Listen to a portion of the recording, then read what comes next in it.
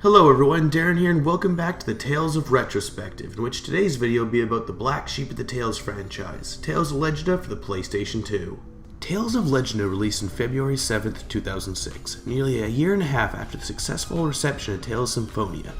Thus far, nearly all the Tales games that have received a Western release have been developed by Namco's Tales studio. Tales of Legendia, on the other hand, is an exception, developed by a newly developed Project Melfez, which was composed of the members of the Tales, Soul Calibur, and Tekken teams, leaving us with a rather interesting title. As I stated earlier, Tales of Legendia has the reputation of being the Tales series' black sheep, and it is rather deserving of such a title.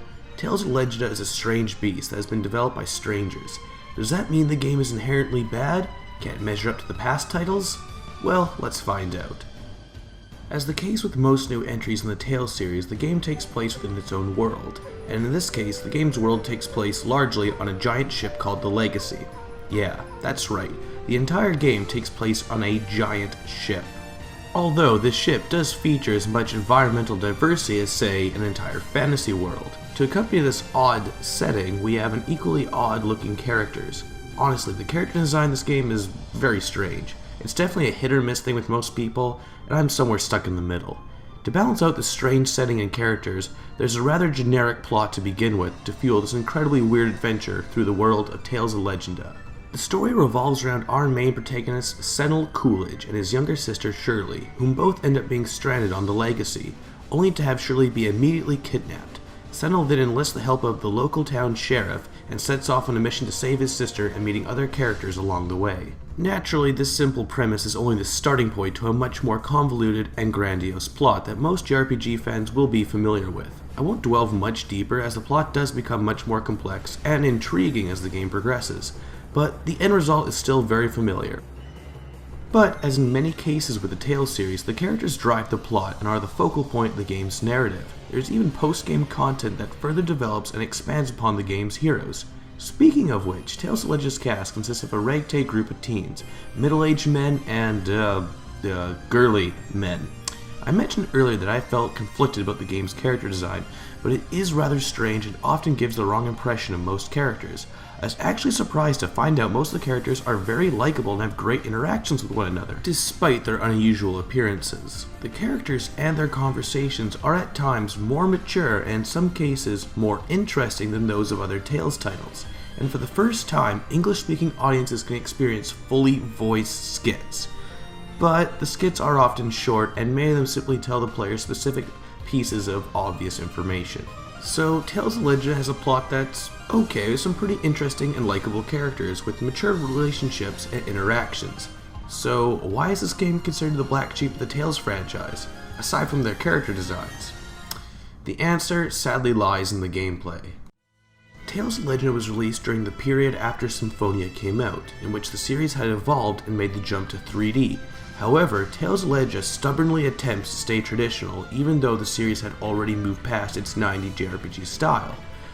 Ultimately, this means the game has random encounters, a high encounter rate, and slow-paced combat that tries to emulate Symphonia's battle system in 2D, but falls flat. Dungeon, field, and town exploration are all in 3D, using similar models and art style reminiscent of Tales of Symphonia. However, all combat takes place in 2D, and unlike past installments that had featured the linear motion battle system, this game comes off feeling sluggish and at times unresponsive. Battles still use the same tried and true format of linking arts and special moves with basic attacks to create combos, but the inability to harm knockdown opponents brings what would normally feel fast-paced and exciting to a grinding halt, and the rest of the game does suffer from this poor implementation of the linear motion battle system, since you'll be going through battles constantly since you now have random encounters. These issues become even more apparent when playing as different characters aside from Senel. Also, for the first time in a main series title, Tales of Legendia has absolutely no multiplayer, which is especially confounding. As well, there are frame rate drops and things get a little hectic.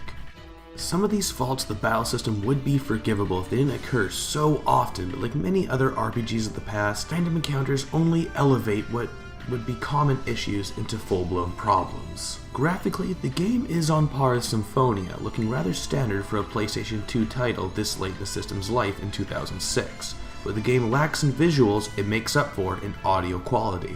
This time around, Motoi Sakuraba is absent from composer duty for a main Tales title. Instead, Mr. Mashura Shina, or as he is better known as Go Shina, helmed the composition duties, and he did an outstanding job. The most common acclaim Tales of Legendia receives is having an absolutely incredible soundtrack. The music goes a long way to improving many scenes and battles. Go Shina would later do the acclaimed soundtrack to God Eater.